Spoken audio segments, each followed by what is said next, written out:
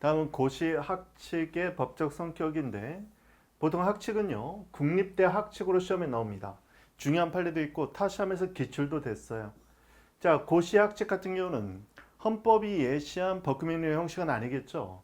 특히 고시는 행정규칙이죠. 학칙도 마찬가지입니다. 얘네들은 일단은 형식은 행정규칙이에요. 특히 국립대 학칙은 국립대학교를 보통 영조물이라고 불러요. 국가의 영조물이 국립대학이죠. 영조물인 대학에서의 국립대 학칙은요, 영조물 이용규칙이라고 부릅니다. 이러한 영조물 이용규칙은 행정규칙의 종류 중에 하나예요. 고시란 행정사무의 처리 기준이 되는 기준자가 나면 행정규칙으로 기억하면 되죠. 일반적 추상적 규범인 행정규칙을 의미합니다. 보통 행정규칙을 고시 등이라고 불러요. 등에 다 들어가는 거죠. 이러한 고시는 불특정 다수인에게 통지하는 방법인 고시와는 구별이 됩니다. 이때 고시는 송달시키는 방법으로 고시 공고라는 게 있어요. 통지하는 방법으로 뒤에서 배웁니다. 고시 공고가 있어요. 이때 고시하고는 좀 구별은 됩니다. 물론 규범인 고시로 고시 공고할 수도 있긴 하죠. 자, 고시의 법적 성질은 쟁점 이름이네요. 고시가 행정사무처리 기준이 되는 일반적 추상적 규범의 성질을 가질 때는 행정조직 내부에서만 효력이 있는 내부적 구속력이죠. 행정규칙이 됩니다. 그런데 이런 고시가 상위 법령의 위임을 받아서 법령의 내용을 보충하고 있다면 법령보충적 행정규칙인 고시가 됩니다. 줄여서 우리가 법령보충적 고시 이렇게 부르기도 해요. 이런 경우에 고시가 법령의 수권에 의해서 법령을 보충하고 있다. 숨어있는 말은 법령의 내용을 보충하는 거죠. 법령의 내용은 뭐다? 법령의 내용은 국민의 권리 의무 규율이죠. 규율하는 사항, 이거를 줄이면 법규사항이 될 텐데 이런 법규사항을 정하는 경우 행정규제 기본법 4조 2항이었어요. 행정기본법은 2조 1호 감옥이었죠. 법령 보충적 행정규칙인 고시로서 근거법령과 결합하여 근거법령의 일부로서 대외적 구속력이 있는 법규명령으로서의 효력이 인정됩니다.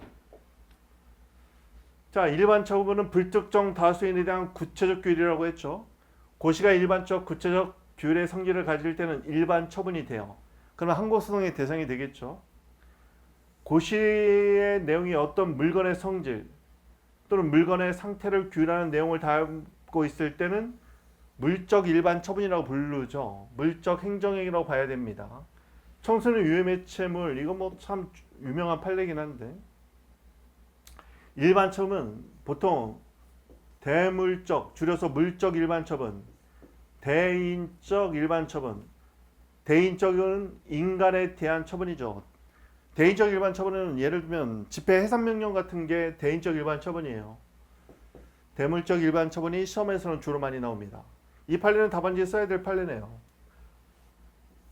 고시가 일반적 추상적 성격을 가질 때는 법규명령 또는 행정규칙에 해당할 것이지만 이때 법규명령은 법령보충적 행정규칙인 고시, 즉 법령보충적 행정규칙인 고시를 의미하는 거예요. 그게 아니라면 행정규칙이죠. 즉 법령의 위임을 받아서 법령의 내용을 보충하고 있는 고시라면 법규명령이 되고 그럼 법령의 위임이 없다면 행정규칙이죠. 또는 집행행위 매개 없이 그 자체가 직접 국민의 권리의무를 규율한다면 그때는 처분적 법규명령으로서의 고시가 되는 거죠. 이 판례는 워낙 유명한 판례고 답안지에 많이 써요. 고시가 일반적 추상적 성격을 가질 때는 법규명령 또는 행정규칙이지만 집행행위 매개 없이 그 자체가 직접 국민의 법률관계를 규율한다면 행정처분에 해당돼서 항고소송의 대상이 되는 거죠. 키워드를 꼭 써줘야 됩니다. 효력 발생 요건으로서의 고시도 있어요. 불특정 다수인에게 알리는 방법인데 이건 나중에 뒤에서 배웁니다. 학칙의 법적 성질인데 이때 학칙은 국공립대학 얘기하는 거예요. 국공립대. 국공립대학의 학칙의 법적 성질입니다. 국공립대는 보통은 국가 또는 지방자치단체의 영조물이에요. 따라서 국공립대학의 학칙은 영조물 이용규칙이라고 부릅니다. 형식은 행정규칙이라는 걸 알아두는 게 좋겠네요. 학칙의 법적 성질에 관해서 견해 대립이 있습니다. 이걸 쟁점이라고 부르죠. 재량준칙으로 보는 견해도 있고 영조물 이용규칙으로서 행정규칙으로 보는 견해도 있습니다. 보통 이런 국공립대학의 학칙은 교육법령의 위임을 받아요. 자, 영조물 이용규칙으로 본다면 만약에 재량준칙, 즉 영조물 이용규칙, 다른 말로 행정규칙으로만 본다면 행정규칙은 법적 근거 없이도 제정이 가능합니다. 왜냐하면 내부적 기준을 정하기 때문이죠. 행정규칙으로 본다면 법적 근거가 필요 없어요. 그런데 이것이 교육법령의 위임을 받은 법령보충적 행정규칙으로 본다면 포괄위임 금지원칙이 적용되기 때문에 개별 구체적인 위임을 받아야 됩니다. 또는 자치법규로 본다면 포괄적 위임도 가능해요. 그것이 학설 대립의 실익입니다. 첫 번째 행정규칙으로 보는 견해에 따르면 법규성인 대적 구속력이 없는 거죠. 대적 구속력이 없기 때문에 법적 근거는 필요 없습니다. 제2선은 특별명령으로 보는 견해인데 특별명령 어디서 나왔죠? 특별권력관계, 특별행정법관계에서 나왔어요. 제3선은 법령보충적 행정규칙으로 보는 견해인데 과거에는 이쪽으로 보는 견해가 많았어요. 왜냐하면 교육법령에서 학칙으로 정하라고 위임을 해주거든요. 네 번째는 자치법규로 보는 견해인데요. 양자의 차이는 자, 제가 한번 적어볼까요? 국립대 학칙을 행정규칙으로 볼 때 또는 법령보충적 행정규칙, 즉 법령보충적 행정규칙으로 보는 견해, 자치법규 또는 자치규범으로 보는 견해. 자, 효력, 즉 대적 구속력이 있느냐 또는 위임의 근거에서 차이가 있습니다. 어떤 차이가 있는지 볼게요. 행정규칙으로 본다면 대적 구속력이 필요 없습니다. 그래서 위임의 근거도 필요가 없어요. 법령보충적 행정규칙으로 보면 상위법령과 결합해서 대적 구속력이 있고 얘도 대적 구속력이 있습니다. 자, 대적 구속력이 있냐 없냐로 행정규칙과 두 견해가 구분이 되네요. 그러면 법령보충규칙과 자치법규를 구분하는 근거는 법령보충규칙은 포괄위임 금지원칙이 적용됩니다. 포괄위임 금지원칙이요. 적용이 돼요. 그렇지만 자치법규인 조례 또는 공법적 단체의 정관 이런 학칙 같은 경우는 포괄위임 금지원칙이 적용되지 않아요. 즉 포괄적 위임도 가능합니다. 포괄적 위임이 가능해요. 여기서 차이가 있네요. 자, 행정규칙과 여타 학설은 대적 구속력이 있는가에서 논의의 실익이 있고 법령보충규칙으로 볼지 자치법규로 볼지는 대적 구속력이 인정된다는 점에서는 동일하나 포괄적 위임이 가능한 조와 관련해서 구별되고 있네요. 이게 학설 대립의 실익입니다. 우리 판례는 국립대 총장 후보자 선정 방식과 관련하여 법령과 학칙이 정하는 절차에 따라서 법령의 범위 안에서 제정된 국립대 학칙은요 자치규범이라고 판시한 바가 있습니다. 자, 이 판례 굉장히 유명한 판례예요. 나중에 사례 연습할 때 해야 됩니다. 왜냐면 5007에서 출제가 됐어요. 나중에 봐야 됩니다. 즉 우리 판례는 국립대 학칙과 관련해서 자치법규로 봤어요. 그러면 결론이 대적 구속력은 있다. 자치법규니까 포괄위임 금지원칙이 적용되지 않고 포괄적 위임도 가능하다. 이 두 가지 결론을 알고 있어야 됩니다. 헌법상 교육의 자주성, 대학의 자율성이 보장되기 때문에 헌법 31조 사항이 있죠. 학교를 하나의 자치 조직으로 본다면 그 학교 구성원들에게만 적용되는 국공립대학의 학칙은 자치법규, 즉 자치규범의 성격이 있는 걸로 봐야겠죠. 자치법규는 포괄적 수권이 가능합니다. 이런 자치법규로서는 가장 대표적인 게 지방자치단체의 조례, 국공립대의 학칙,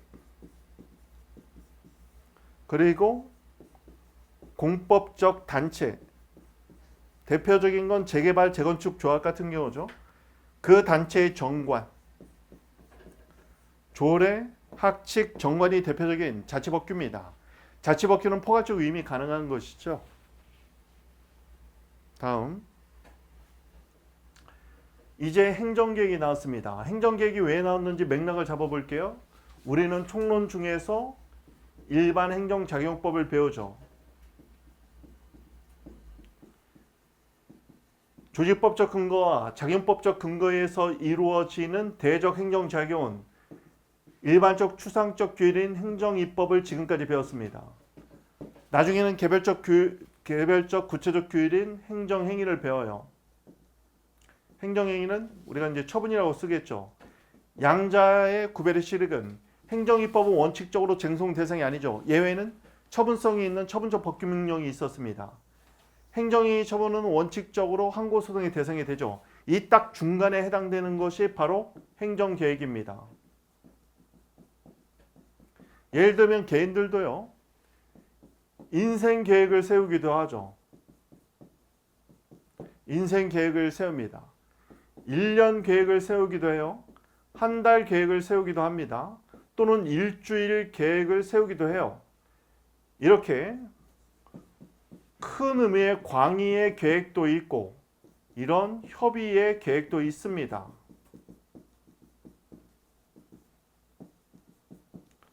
마찬가지예요.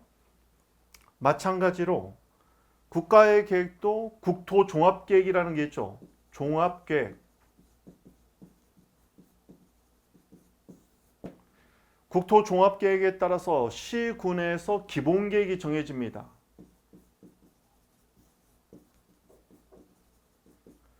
그리고 나서 직접적 관리가 시작되는 도시관리계획이 만들어져요. 자, 종합계획은 너무 종합적에서 일반적 추상적입니다.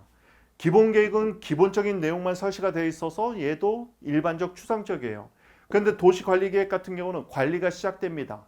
개별적 구체적 규율의 성격이 있어서 도시관리계획이 발표가 되면 관리구역이 설정되는데 관리구역 내에 있는 토지 건물의 소유자는 나중에 건축이 제한되기도 하고 재산권 행사가 제한이 됩니다.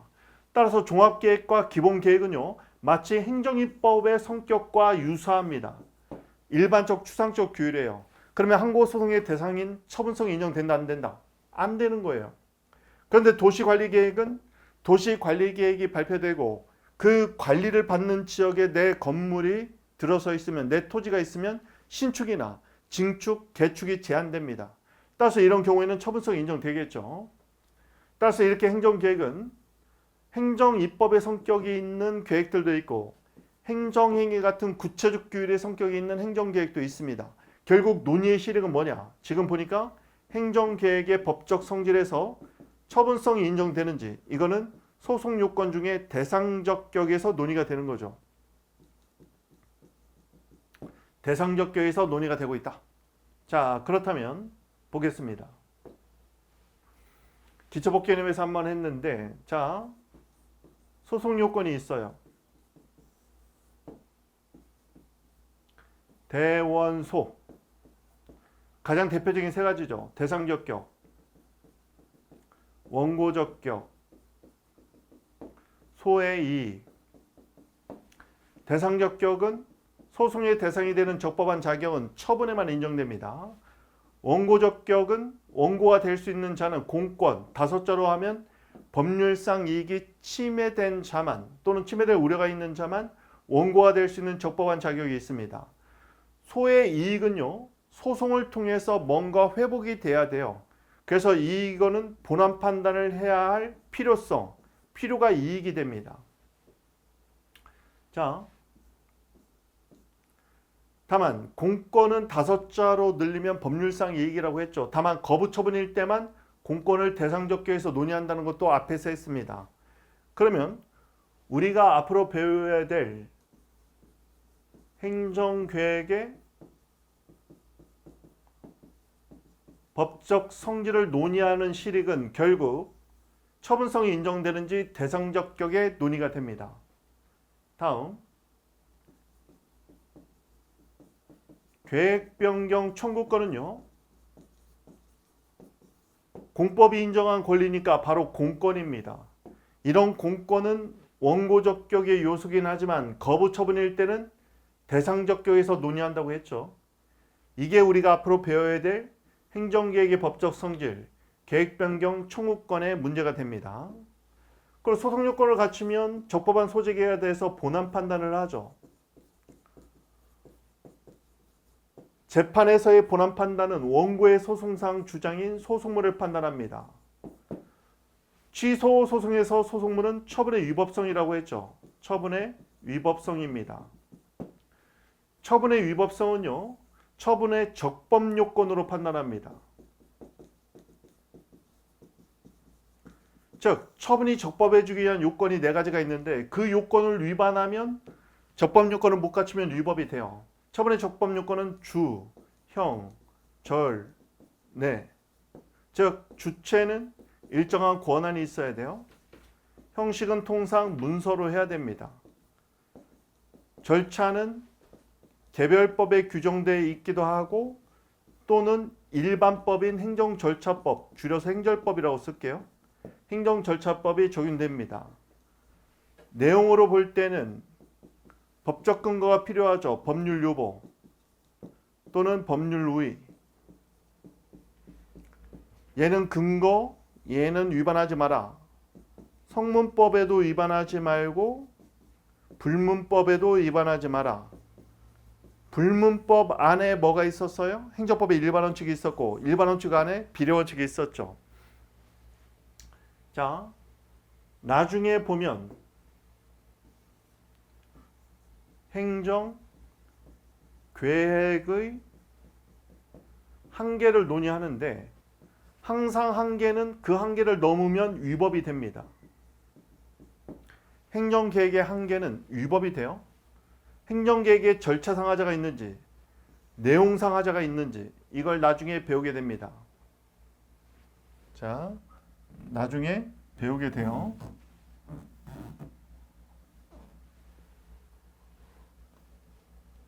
자, 여기서요.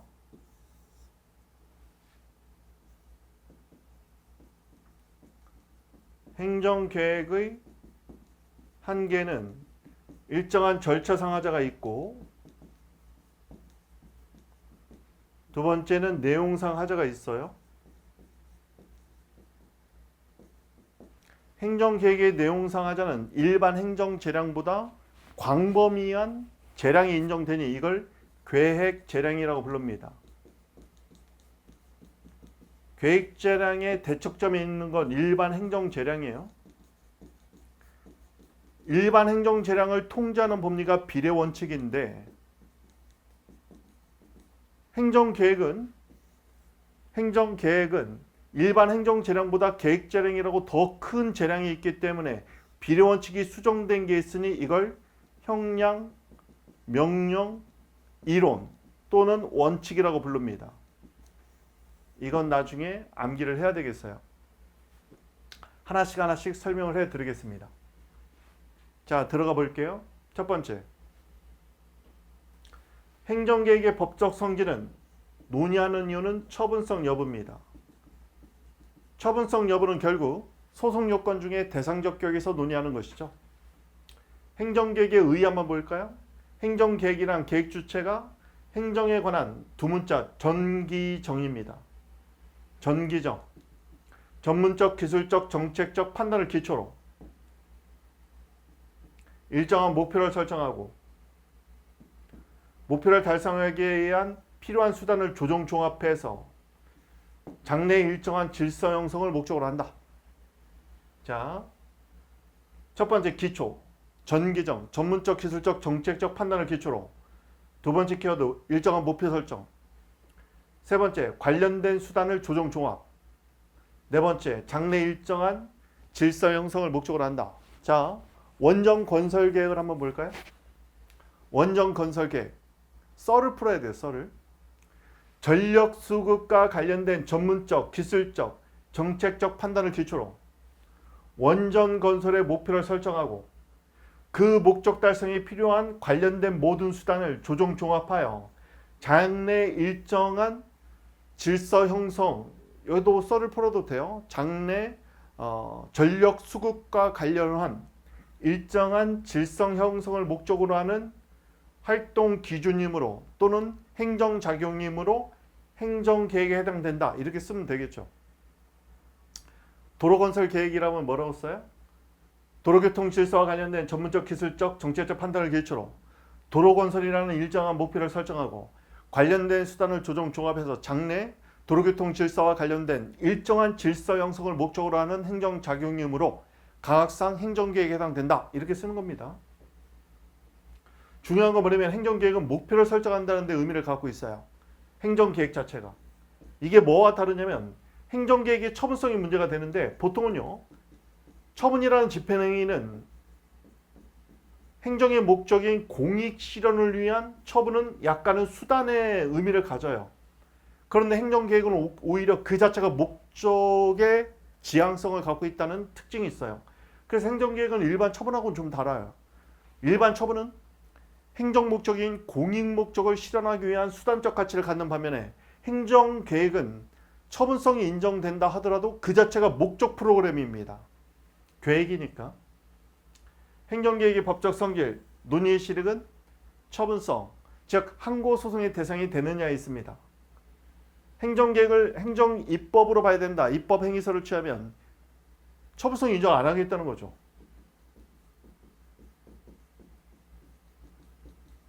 왜 행정입법이냐? 행정계획은 일반적 추상적이니까 행정입법과 다를 게 없다. 그러면 항고소송의 대상인 처분성이 인정 안 되는 거예요. 두 번째 견해는 행정행위설, 즉 처분으로 볼 수 있다는 견해죠. 그러면 항고소송의 대상이 됩니다. 특히 구속적 행정계획, 국민을 구속하는 행정계획이라면 국민의 항고소송으로 다툴 수 있도록 해야 된다는 얘기겠죠. 복수성질설은 뭐냐면 행정계획의 종류가 너무 다양해.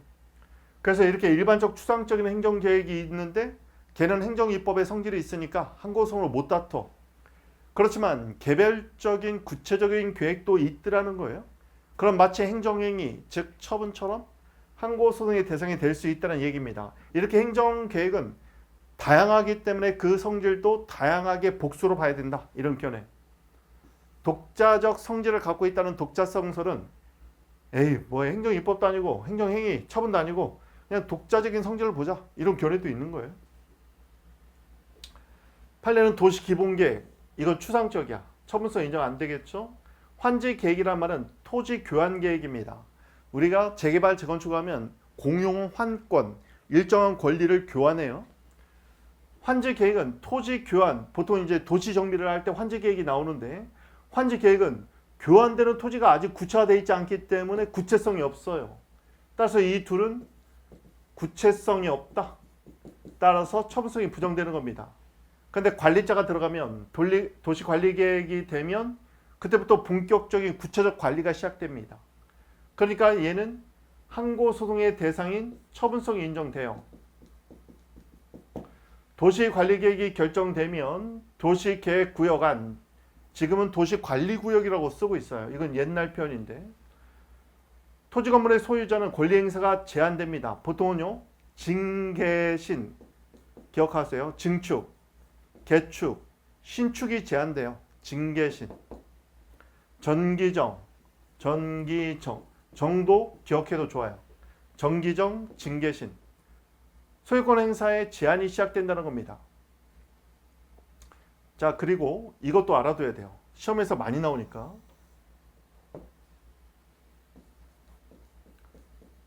도시관리계획은요. 경찰분들 중에서 보니까 공인중개사 시험 보는 분들도 많던데 공인중개사에 보면은 부동산 공법이 있죠. 거기에서는 많이 나와요. 도시관리계획에서는 용도, 지역, 용도, 구역, 용도, 지구. 일정한 그 도시관리계획에 따라서 그 토지의 용도를 정하는 건데 이게 왜 중요하냐면 용도 구역이면요. 개발, 제한 구역. 이런 개발 제한 구역을 지정하는 것은 용도 구역을 정하는 도시관리계획으로 이루어집니다. 도시관리계획은 처분성이 인정된다고 했죠. 그러면 개발 제한 구역 지정도 처분성이 인정되는 거예요. 따라서 내 토지가 개발 제한 구역에 편입돼 버렸다.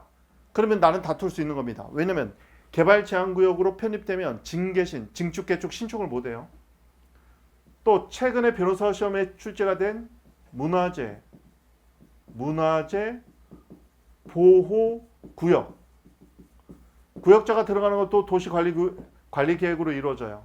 따라서 처분성이 인정되는 겁니다. 또는 산업단지, 산업지역, 산업지구. 이것도 도시관리계획이에요. 도시관리계획 시험이 제일 많이 나와요. 그리고 도시관리계획의 하부계획으로 도시계획의 시설을 결정합니다.